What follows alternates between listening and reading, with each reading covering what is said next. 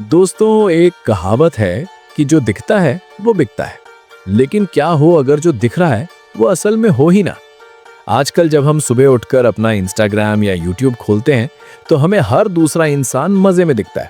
कोई स्विट्जरलैंड की वादियों में घूम रहा है तो कोई चमचमाती स्पोर्ट्स कार से उतर रहा है। उन्हें देखकर हम अपने आप से पूछते हैं, यार मेरी जिंदगी में ही इतनी झंड क्यों है। लेकिन हकीकत बात है कि आज के इस एपिसोड में मैं आपके सामने उस चमकती हुई स्क्रीन के पीछे का वो काला सच रखने जा रहा हूं, जिसे सुनकर शायद आप इंटरनेट पर दिखने वाली किसी भी चीज पर आसानी से भरोसा नहीं करेंगे।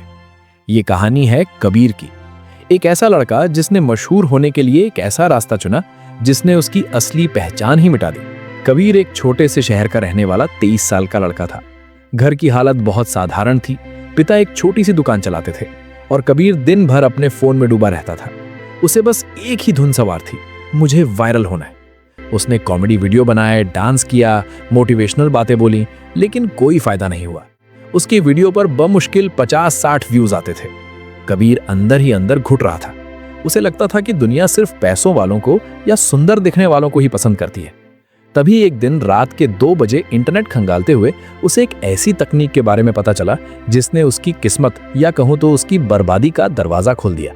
उसे कुछ ऐसे नए AI टूल्स मिले जिनसे कोई भी इंसान घर बैठे बिना 1 रुपया खर्च किए दुनिया के किसी भी कोने में होने का वीडियो बना सकता था। कबीर ने एक एक्सपेरिमेंट किया। उसने अपनी एक साधारण सी फोटो ली। AI टूल की मदद से उसने एक ऐसा वीडियो जनरेट किया जिसमें वो दुबई के एक 5 स्टार होटल के पूल के किनारे बैठा है, उसके हाथ में एक महंगी ड्रिंक है और पीछे बुर्ज खलीफा दिख रहा है। वीडियो इतना असली लग रहा था कि खुद कबीर भी एक पल के लिए धोखा खा गया। उसने वो वीडियो इंस्टाग्राम पर अपलोड कर दिया।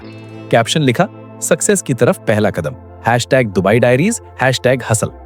अगले दिन जब कबीर सोकर उठा तो उसका फोन नोटिफिकेशन से भरा हुआ था। उस एक वीडियो पर 5 लाख व्यूज आ चुके थे। उसके 10,000 नए फॉलोअर्स बन गए। उसके मोहल्ले के लड़के जो उसे कल तक भाव नहीं देते थे उसे मैसेज कर रहे थे, भाई तू दुबई कब गया, पार्टी कब दे रहा है। कबीर को वो मिल गया था जिसकी उसे सालों से तलाश थी, अटेंशन, लोगों की अटेंशन। अब कबीर रुकने वाला नहीं था। उसे इस नकली दुनिया का चस्का लग चुका था। वो रोज नए नए AI वीडियो और इमेजेस बनाता। कभी वो प्राइवेट जेट से उतरता हुआ दिखता, कभी किसी महंगी फेरारी कार को चलाता हुआ, कभी विदेशी मॉडल्स के साथ पार्टी करता हुआ। इंटरनेट की दुनिया में कबीर अब एक मिलेनियर प्लेबॉय बन चुका था।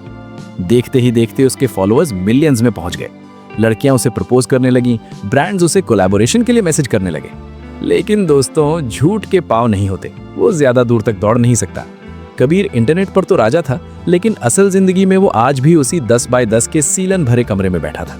दिक्कतें तब शुरू हुई जब उसके असली और नकली जीवन के बीच की दीवार गिरने लगी। एक दिन उसके पिता बीमार पड़ गए। डॉक्टर ने ऑपरेशन के लिए 2 लाख रुपए मांगे। कबीर के पास तो 2,000 रुपए भी नहीं थे। जब उसने अपने रिश्तेदारों और उन दोस्तों से मदद मांगी जो उसकी पोस्ट पर फायर वाले इमोजी लगाते थे, तो सबका एक ही जवाब था, अरे कबीर भाई, तुम तो करोड़ों में खेल रहे हो, प्राइवेट जेट में घूम रहे हो, हमसे 2 लाख रुपए क्यों मांग रहे हो, मजाक कर रहे हो क्या। कबीर के पैरों तले जमीन खिसक गई। वो चीख चीख कर कहना चाहता था कि मैं गरीब हूं, वो सब झूठ है, वो सब कंप्यूटर से बनाया हुआ है। लेकिन अगर वो सच बोलता तो उसकी वो लाखों फॉलोअर्स वाली इज्जत पल भर में खाक हो जाती। उसी शाम कबीर के घर के बाहर एक बड़ी सी काली कार आकर रुकी। उसमें से कुछ ऐसे लोग थे जो किसी ब्रांड के स्पॉन्सर्स थे। वो कबीर से मिलने उसके मैंशन यानी बंगले पर नहीं, बल्कि उसकी लोकेशन ट्रेस करके उसके असली घर उस छोटी सी गली में पहुंच गए थे।